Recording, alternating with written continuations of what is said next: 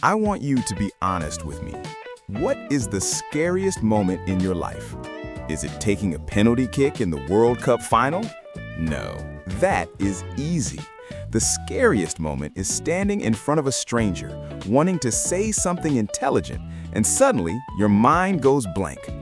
It's what we call the blue screen of death for the human brain. I have built platforms that connect 3 billion people, but I can tell you from personal experience, there is nothing more disconnecting, nothing more painful than that awkward silence when you forget a simple word. You feel like everyone is judging you. You feel like you want to disappear. Most people freeze because they are obsessed with perfection. They treat English like a math test.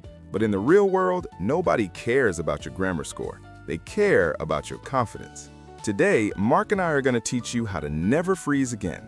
We are going to give you the source code of conversation.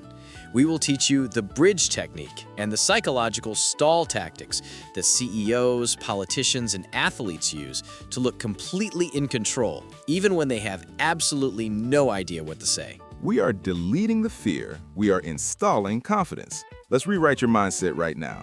See.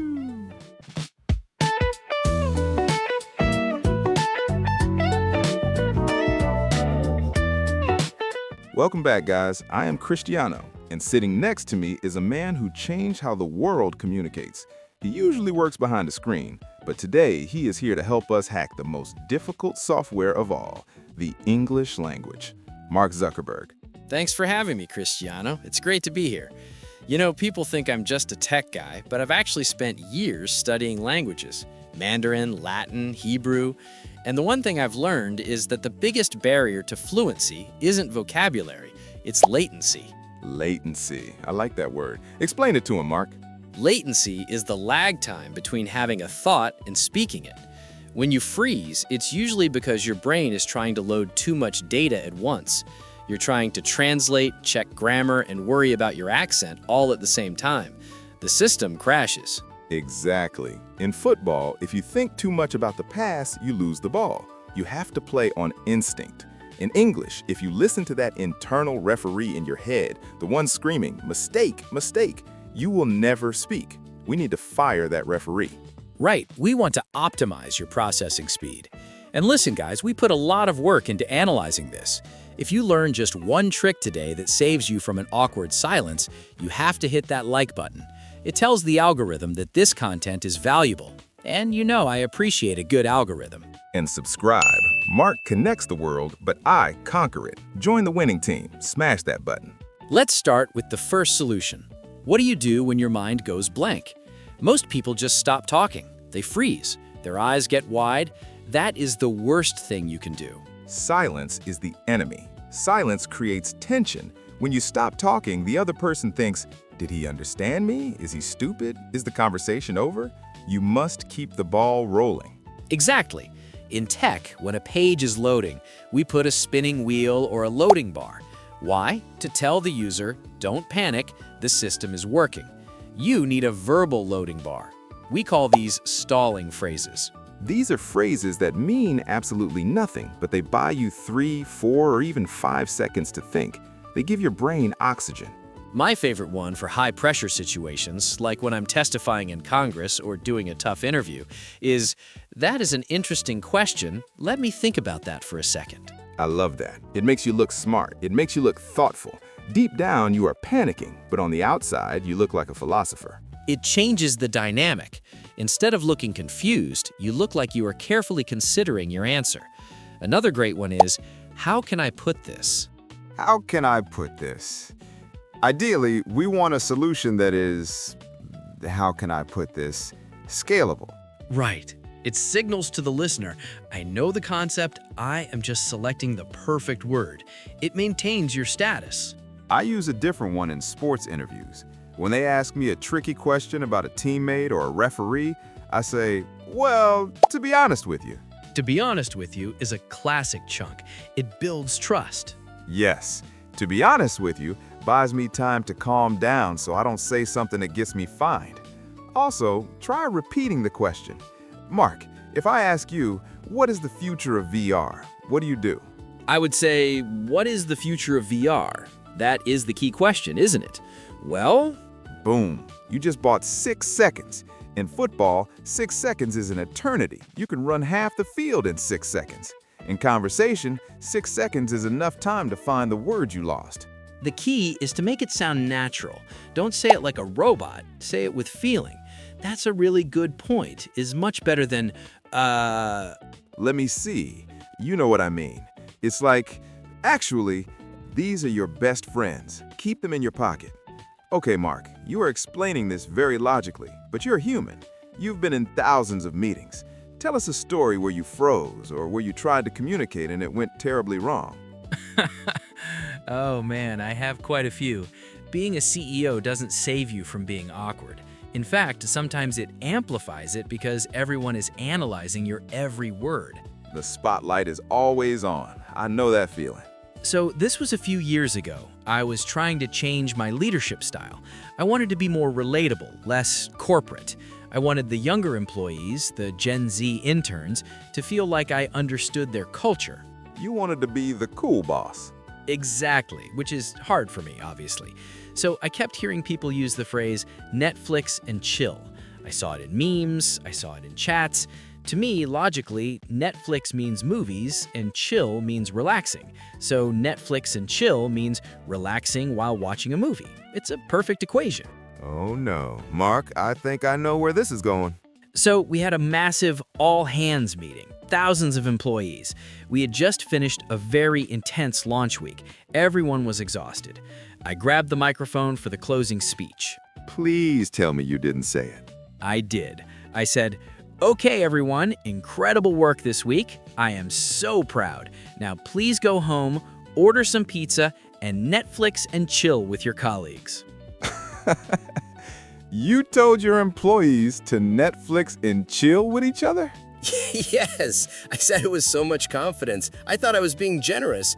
Go Netflix and chill together. For those watching who don't know, explain why this is a disaster, Mark. Well, as I learned about 5 seconds later, Netflix and chill is slang for inviting someone over for intimate activities. Sex. It's a code word. So the CEO basically told the whole company to have an orgy. The room went dead silent. I saw people's jaws drop. I froze. I didn't know why they were shocked. I thought maybe they didn't like Netflix. I panicked and added, "Seriously, do it all weekend. You earned it." Do it all weekend. That is the best part. My assistant ran up to me afterwards and explained it. I turned bright red. I wanted to dig a hole and live in it. That is incredible, but you survived. I survived, but I learned a valuable lesson. Context is everything, and never use slang unless you are 100% sure of the definition. If you are unsure, stick to simple English. That is a legendary story. Now, let's talk about the solution. How do we fix this? The most powerful technique to stop freezing is what language experts call the bridge. In engineering, if a connection is broken, we reroute the signal. The bridge is the same concept. If you forget a specific word, you must not stop. You must describe it. Exactly. Imagine I forget the word for referee. It happens. Instead of standing there looking at the sky, I build a bridge. I describe him. I say, the guy who controls the game, or the man who wears black and holds the whistle. You define the object by its function or appearance. This keeps the conversation moving. The listener will usually help you. They will say, "Oh, the referee?" And you say, "Yes, exactly." Let's practice this. Mark, imagine you are telling a story and you forget the word for airport. You completely blank out. Build a bridge. Okay, I am in a taxi. I don't panic. I say, "Take me to the place where the planes land," or the place where people fly to other countries. Perfect. The driver understands. You get to your destination, you win. Now imagine you forget the word for umbrella. I need the thing that protects you from the rain, or the stick that you open when water falls from the sky. Stick that you open. It sounds simple, maybe a bit childish, but it works. You communicated the idea. And that's the point. Communication is about transferring an idea from my brain to yours. It's not about passing a vocabulary test. There is a formula for this, right, Mark? Yes, if you freeze, use these 3 pathways. Category, it's a kind of animal, tool, person, building. Function, it is used for cutting, sleeping, traveling. Description, it looks like, round, tall, flu. Let's try one more. Goalkeeper. I forget the word. It is a player. He uses his hands to stop the ball. He wears gloves. Result, the player who wears gloves and stops the ball. Everyone understands that. You never have to freeze again if you master the bridge. You just reroute the data. It is highly efficient. Okay, Cristiano, you laughed very hard at my Netflix disaster. But English isn't your first language. You must have had a moment where you used a false friend word. Of course, false friends are dangerous.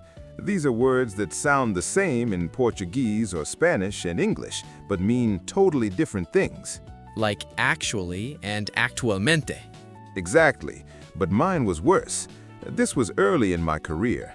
I played a very bad game. I was frustrated. We lost the match.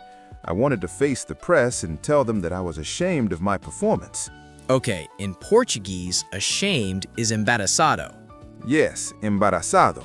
It sounds very similar to the English word embarrassed, but I was stressed. My brain mixed them up with another word. Which word? I stood in front of the cameras, live TV, very serious face, and I said, I want to apologize to the fans. I feel very pregnant today. You told the media you were pregnant? Yes, because pregnant sounds like preñada or embarazada in Spanish. I thought pregnant meant ashamed. That is a headline. Breaking news, Cristiano is pregnant. The room went crazy. The journalists were confused. One guy asked, Cristiano, when is the baby due? And I said, no baby, just bad performance. No baby, just bad performance. That is hilarious. But you know what I love about that story? You kept going. I had to. I laughed. You have to laugh. If you take yourself too seriously, you freeze. If you accept that you will make mistakes, you relax. Being pregnant on TV didn't kill my career. In fact, people liked that I was human. That brings us to the final piece of the puzzle, psychology. I've noticed something in Silicon Valley. Some founders pitch billion-dollar ideas with terrible, broken English, but they get the funding. Why? Because they believe in themselves. Confidence is a language. We call it reality distortion field. Steve Jobs had it. If you speak with absolute certainty, people believe you, even if your grammar is imperfect. It is the same in sports. Eye contact, posture, volume. If I mumble, I think maybe goal, nobody listens. If I shout, I will score, everyone believes me. Here is a rule. Don't apologize for your English. Never say, sorry, my English is bad. Never. That is weakness. When you say sorry, you're telling the other person, look for my mistakes, judge me. Instead, just speak or say, English is not my first language, so bear with me. When you apologize, you lower your status. You create a dynamic where you are the student and they are the teacher. Keep the status equal. You are intelligent. You are just coding in a different language. Think about it. You speak 2 languages or more. The person listening probably only speaks 1. You are the one with the advantage. You are the one doing the hard work. That's a great reframing. You are running a more complex operating system than they are. You have double the database. Exactly. Own it. Chest out, chin up. If you forget a word, bridge it. If you need time, stall, but never ever stop. Okay, let's put this into practice. We are going to do a simulation, a role play. I love simulations. Let's do it. Okay, scenario. You are at a job interview for Meta. I am the interviewer. You forget a key word. I want you to use a stall and a bridge. Ready. Game on. Tell me about your experience with complex algorithms. That is a very interesting question, Mark. Let me think about the best way to answer that. Stall. Take your time. Well, I don't write code personally, but I use the digital systems that decide which videos people see on their phones. Bridge for algorithm. I know how to make those systems work for my brand. The digital systems that decide which videos people see. I understood perfectly. You didn't freeze, you described the function, and you bought time with the stall. Now let's switch. You interview me. I am the Manchester United manager. You are a new player. You forget the word for teammates. Okay, pressure is on. Okay, Mark. Why should I sign you?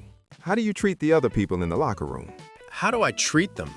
Well, to be honest with you, I believe connection is everything. The other guys who wear the same jersey as me, Bridge for teammates. I treat them like family. I pass them the ball. The guys who wear the same jersey as me. Brilliant, Bridge. I understood you meant teammates. And I didn't panic. I just found a different path to the same destination. And you pass the ball. That is important. Guys, listen to me. English is not a test, it is a sport. You have to play it. You will fall, you will say you are pregnant, you will tell people to Netflix and chill. It happens. But if you use the stalling tactics to buy time and the bridge technique to explain what you don't know, you become invincible. You will never freeze again. So, here's your homework. Go to the comment section right now. We want you to practice a bridge. Pick a common object like a smartphone or a microwave and describe it without saying the name. Example, the box in the kitchen that makes food hot in 1 minute. Microwave. Write your bridge in the comments. We will try to guess what word you are describing. It will be a fun logic puzzle. Thank you for watching, my friends. Remember, fluency is not about knowing every word in the dictionary. It is about never stopping. Keep processing, keep connecting, and don't be afraid to patch your software with new updates. You are getting better every day. We believe in you. Work hard, stay focused. See you in the metaverse, or just in the next video. See you! Bye, everyone.